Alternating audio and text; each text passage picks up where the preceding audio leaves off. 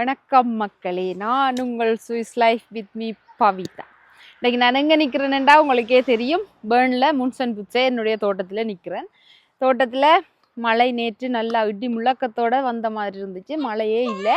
ஆனால் இங்கே தோட்டத்தில் ஒன்று ரெண்டு பயிர்கள் சிலது நல்ல கொஞ்சம் இந்த எளிர தாக்கத்தால் இறந்து போயிட்டுது. பிறகு அதை திரும்பவும் 2 தக்காளி கண்டு நட வேண்டியிருந்தது, அதை நட்டாச்சு. இப்போ நான் கத்தரி வந்து எங்கள்கிட்ட 6 கத்தரி கண்டுகள் இருக்குது.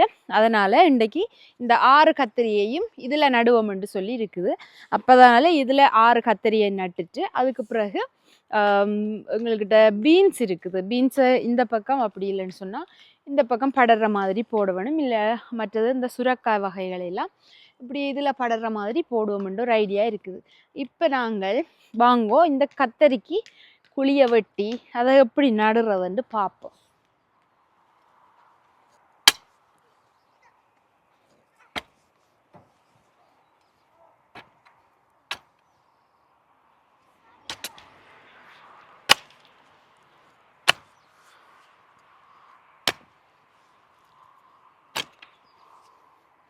ஓகே, எங்கள்கிட்ட 6 இருக்குது. அதனால் 2 வைப்போம்னு சொல்லி 6 தண்டாச்சு. இனி அடுத்தது வந்து நாங்கள் எங்களோட ஊர்லேருந்து வந்த பருப்பு போட்டது, அது இன்னும் நாங்கள் நடலை. அது வந்ததுக்கு பிறகு அதை இதில் மிச்சத்தில் நாங்கள் நடுவோம். இப்போ நாங்கள் இதை வாங்கினத்தை இதில் முதல்ல நடுவோம். அம்மா ஹெல்ப் பண்ணுங்களேன்.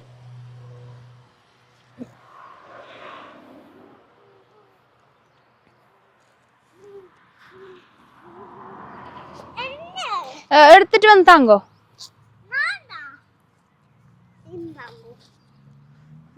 எல்லாம் ஓ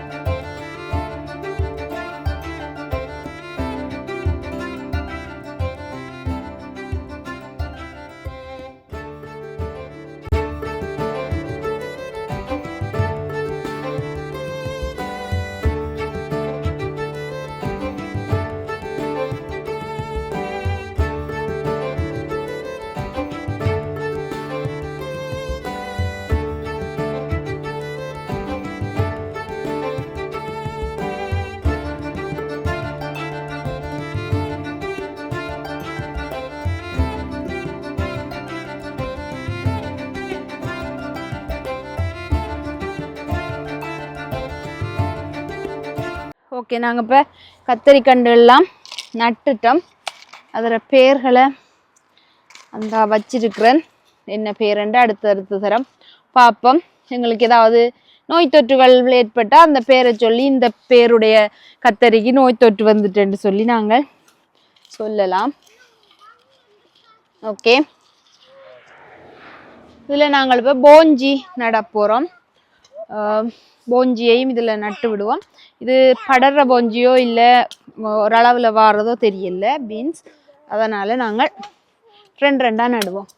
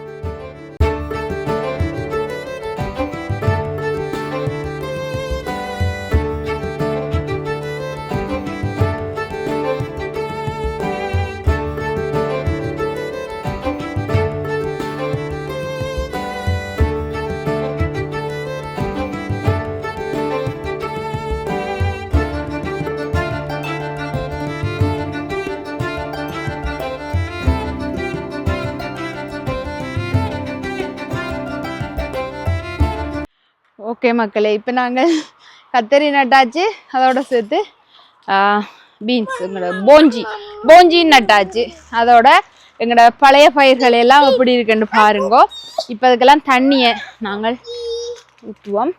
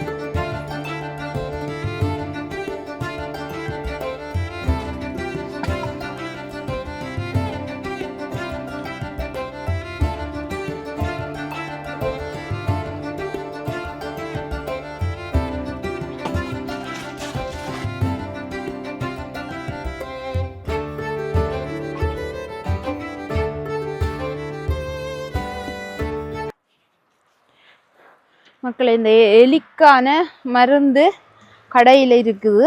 அந்த மருந்தை வாங்கி தண்ணிக்குள்ளே கலந்து அதை அந்த எலிவார ஓரங்கள் புதுசாக நாட்டின பயிர்களுக்கெல்லாம் அதை நட சொன்னாங்க, ஊற்ற சொன்னாங்க. அப்போ அதைத்தான் நான் டக்கு டக்குண்டு ஊற்றினேன். நான் அதிகமாக ஊற்றக்கூடாது. அது வந்து ஒரு அதிகமான நஞ்சு இல்லை. அது வந்து ஒரு ஆரோக்கியமான ஒரு கெமிக்கல் தான் அது. ஸ்ட்ராபெரி நல்லா பூத்துட்டுது.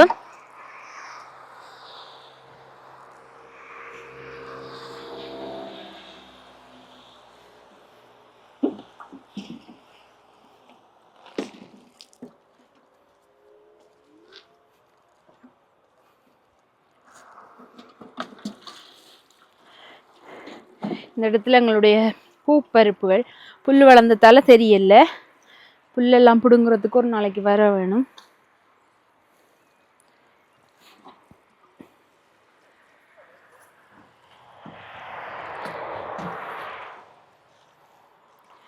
எங்களுடைய வீட்டில் இருந்து கொண்டு வந்த வெங்காயம் நல்லா குருத்தெல்லாம் நல்ல அழகா பெருசா வந்துட்டுது. கீழே வெங்காயம் இல்லாட்டியும் இந்த குருத்துக்கள் எடுத்து நாங்கள் சமைக்கலாம். ஹோஃப் சலாட்டை பாருங்கோ, நல்லா பெருசா வந்துட்டுது. சின்ன நான் நாட்டினது பெருசா வாரினது, அது பார்க்க விருப்பமா இருக்கு. இதெல்லாம் கோவா, வெள்ளைக்கோவா. இதெல்லாம் இது ரெண்டும் எங்களுடைய பெருஞ்சீரக கிழங்குக்காக நட்டிருக்குது. இதெல்லாம் பீட்ரூட்.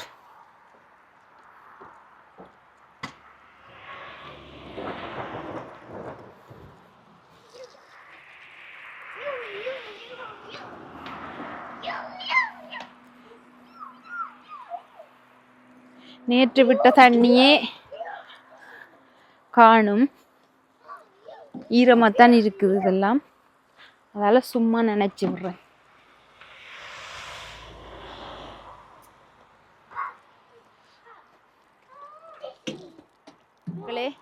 இதுக்கு மேல என்ற முகம் தெரியாது, இருட்டாயிட்டுது. இதோட இந்த வீடியோ முடிச்சு கொள்றேன். மீண்டும் நல்ல காணொளியோட, உங்களுக்கு பிடிச்சமான சுவாரஸ்யமான காணொளியோட உங்களை சந்திக்கும் வரை வணக்கம் கூறி விடைபெறும் நான் Swiss life with me Pavitha. என்னுடைய சேனல் உங்களுக்கு பிடிச்சிருந்தா லைக் பண்ணுங்க, ஷேர் பண்ணுங்க, கமெண்ட் பண்ணுங்க. அதோட என்னுடைய சேனலை சப்ஸ்கிரைப் பண்ணுங்க. அது எனக்கு ஒரு ஹெக்குமா இருக்கும். பாய்.